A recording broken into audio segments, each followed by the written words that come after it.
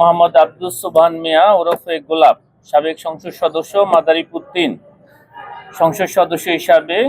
দায়িত্ব পালনকালে ক্ষমতার অপব্যবহার, বিভিন্ন অনিয়ম ও দুর্নীতির মাধ্যমে যুক্তরাষ্ট্রের নিউ ইয়র্কের কুইন্সে ৯টি ফ্ল্যাট ও বাড়ি সহ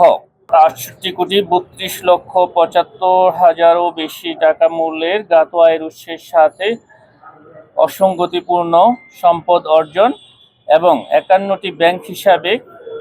৯৭,৬৩,০০,০০০ টাকারও বেশি অস্বাভাবিক এবং সন্দেহজনক লেনদেন করার অপরাধ অনুসন্ধানকালে প্রমাণিত হয়েছে।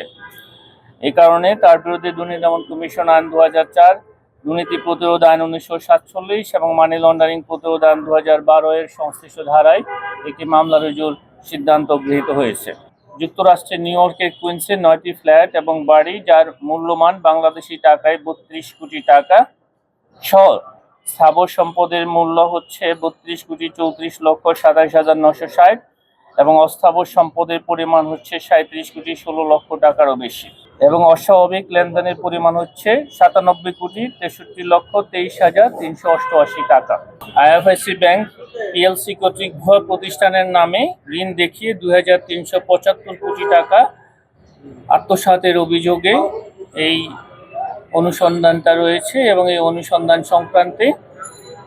অভিযোগ সংশ্লিষ্ট ব্যক্তিদের মধ্য থেকে ৪ জনকে